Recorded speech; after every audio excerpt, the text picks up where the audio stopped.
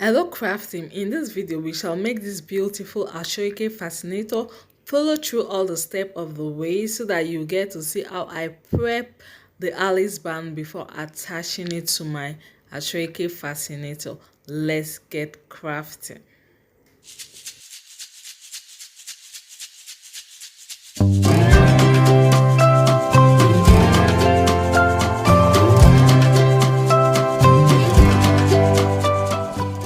If you're new here, you're highly welcome. If you're a returning subscriber, thank you for coming back. I am Ibiwari. For our project today, we'll be needing some items. We need our scissors, our needle, our tailor shock, our office pin. I'll be using fishing line. I use 0.25, but if you can't get 0.25, you can use 0.50. Then we'll need our UHU glue, and we need our tape.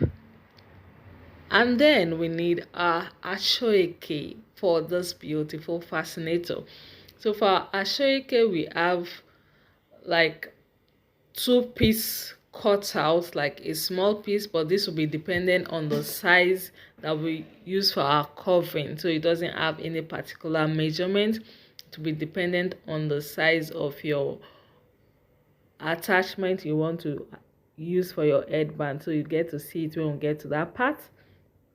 Then we need another piece that we'll be using for our rose, but I won't walk you through in this video because that video we made the rose is already up on this channel. So I'll just link it at the end of this video so that you can watch how to make the rose using this Asoeke.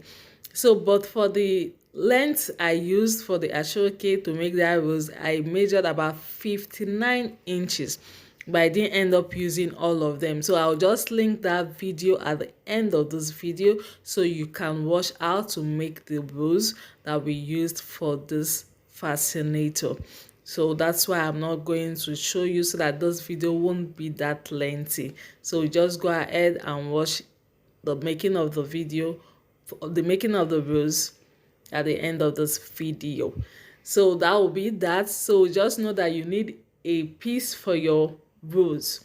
Then we need 2 sets of our Asoeke also. Now the length I used for this design is 70 inches. 70 inches. The 2-piece for the fascinator is 70 inches length, and now I'm using 2 pieces because of the design, the way I designed the design of the fascinator. Now for this my Asoeke, it has this shiny part and the other plain part. Now you can actually you can use the Asoeke both ways. So that is why I incorporated it into the design that way. So the first piece is 70 inches length. The boat is 70 inches length, but the width for the front, the one I used, the shiny part in front, is 7 inches. The width is 7 inches, while the other one I used the plain part for, the width is 9 inches, but still 70 inches length. To just get this part right, the both piece for the fascinator is 70 inches in length, while one is 7 inches width, the other one is 9 inches. Now this is why that is so the design will get to show. So this 9 inches one is laid down, and I'll now lay the 7 inches one, the shiny part facing upwards, on the 9 inches part. Then I will now apply my glue all over, my UHU glue all over, to stick the 2 fabrics together. So just take note that the shiny part is the one with the 7 inches width.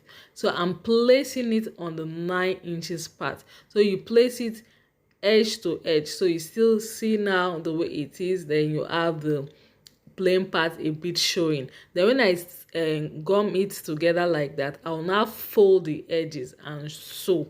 That is the edges for the width part. I'll now fold it and sew so that you not have any fraying edge.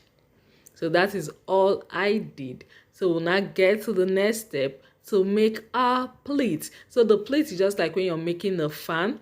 So you just fold it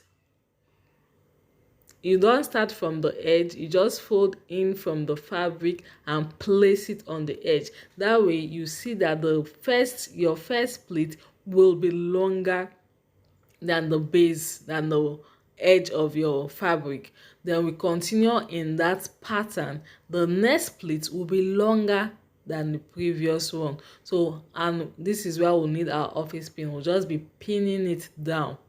Just pin it down with our office pin. So that is the essence of the plate. This way your plate comes out looking very fine. You place one, each plate that comes next is longer than the previous plate. That is all we'll get to do till we exhaust our fabric.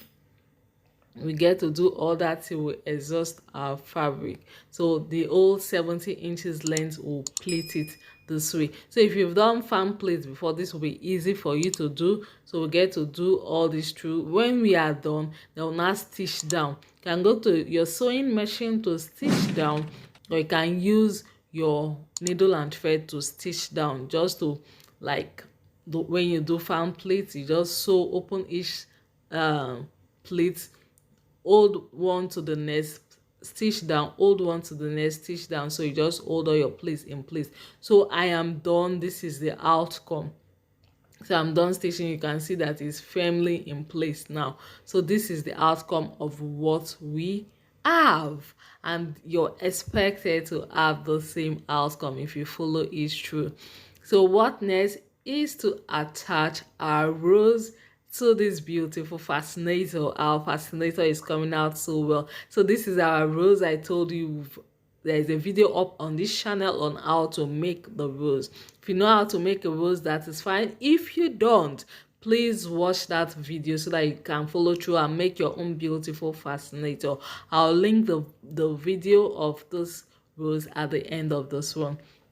So just place our rose at the middle, then we just enclose our rose with our pleats. So now this fascinator, if you don't want it bigger, reduce the length. Just reduce the length, adjust the length as you wish. Even the width of your Asoeke can reduce the width so that it's not a bit wide if you don't want it that wide. So just play with the measurement as you wish. So when I enclose my rose with my pleats, I'll now use my needle and thread and sew it down. So I'm using fishing line like I said. So it's fishing line I'm using. So when I stitch it down, I'll now that opening, we have that gap, we neatly stitch it so that it won't show. If you look at it, it's not showing, it's closed now. Just neatly stitch so it won't show. So it will just, like, everything will just be incorporated together.